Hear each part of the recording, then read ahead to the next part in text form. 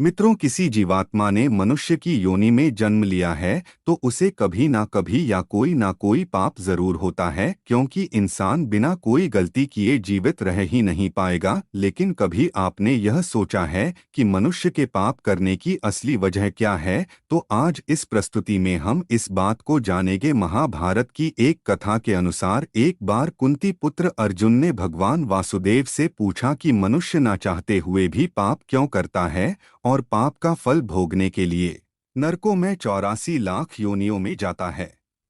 तब पार्थ की यह बात सुनकर भगवान कृष्ण मुस्कुराते हुए उत्तर देते हैं और कहते हैं कि कामना मनुष्य से पाप कराती है, और कामना से उत्पन्न होने वाला क्रोध और लोभ यही इंसान को पाप में लगाते हैं और पाप से दुखी होता है, दुर्गति में जाता है। मनुष्य के मन, इंद्रियों, बुद्धि, अहम और विषयों में कामना का वास होता है। कामना ही इंसान का बैरी है, पतन का कारण है, लेकिन इंसान को अपने ज्ञान रूपी तलवार से इसको भेदना चाहिए। मनुष्य के कर्म बंधन का कारण बनते हैं, लेकिन यदि वही कार्य दूसरों के हित के लिए किए जाते हैं तो मुक्त करने वाले बन जाते हैं। अपने यह स्वार्थ कामना से करे तो वही कर्म बंधन भोग है, और दूसरों के लिए निष्काम भाव प्रेम से करें तो वही कर्म मुक्ति आनंद योग का कारण बनता है। गीता के ज्ञान में कहा गया है कि दूसरों के लिए कर्म करना ही यज्ञ है। इसके साथ ही गीता में कई प्रकार के यज्ञ भी बताए गए हैं। दूसरों के हित में समय संपत्ति साधन लगाना द्रव्य यज्ञ है,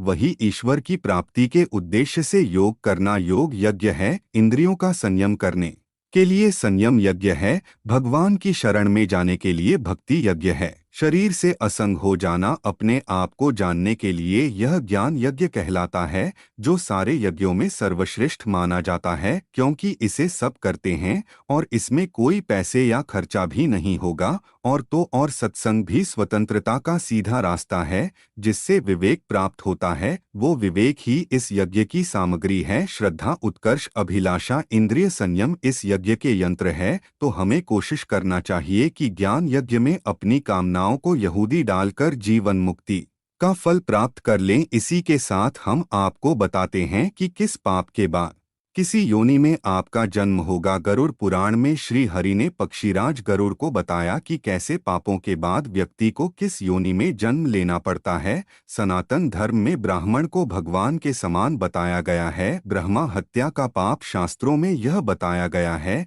कि यदि कोई मनुष्य जानबूझकर या भूल से किसी ब्राह्मण की हत्या कर देता है तो उसे ब्रह्मा हत्या का पाप लगता है। यह महापाप माना जाता है। ऐसे काम में साथ देने वाले मनुष्य को भी कुंभीपाक नाम के नरक की यातना सहनी पड़ती है।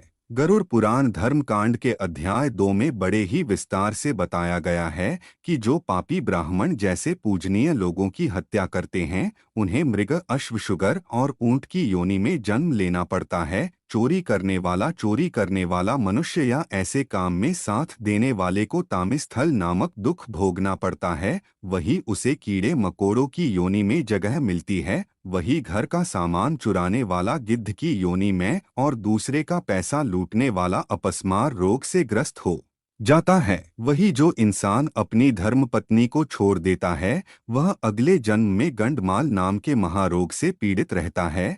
और जो स्त्री के बल पर दुनिया में जी रहा होता है, वह दूसरे जन्म में लंगड़ा पैदा होता है। दूसरे के पत्नी के साथ संबंध बनाने वाले गरुड़ पुराण में उल्लेख है कि दूसरे के पत्नी के साथ संबंध बनाने वाले व्यक्ति को घोर नरक में जगह मिलती है। फिर वहां उसे पहले भेड़िया या फिर कुत्ता, गिद्ध, सियार, सांप, कौवा और आखिरी में बगुला की योनि प्राप्त होती है।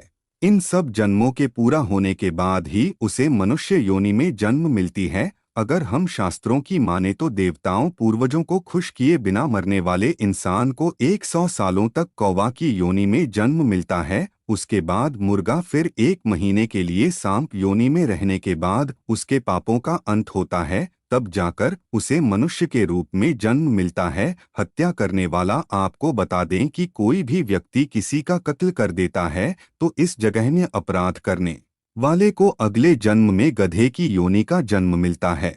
लेकिन अगर वही जिस शस्त्र से हत्या करता है उसी से उसकी भी हत्या हो जाए तो उसे मृग योनि मिलती है, जिसके बाद वह मछली, कुत्ता और बाघ बनता है। इन योनियों में जन्म लेकर अंतिम में वो मनुष्य योनि में जन्म लेता है। शारीरिक शोषण करने वाला वही जो लोग महिलाओं का शारीरिक शोषण करते हैं या करवाते हैं, उन्हें अगले जन्म में भयंकर बीमारियों से पीड़ित होना पड़ता है। धार्मिक मान्यताओं के अनुसार किसी स्त्री की हत्या या उसे गर्भपात कराने वाले व्यक्ति को नरक में दर्दनाक पीड़ा झेलना पड़ता है, जिसके बाद उसे चांडाल योनि में जन्म मिलता है। इसके साथ ही शादी में अड़ंगा पैदा करने वाले पापी मच्छर की योनि में जन्म लेते हैं। अगर उसे फिर से मनुष्य की योनि प्राप्त होती भी है तो उसका होठ कटा हुआ होता है। तो मित्रों, आपने जाना कि श्री कृष्ण के अनुसार मनुष्य के पाप करने की असली वजह क्या है और किस पाप के बाद की योनि में आपका अगला जन्म होगा। अगर आपको यह जानकारी अच्छी लगी हो तो हमें नीचे कमेंट करके ज़रूर बताएं।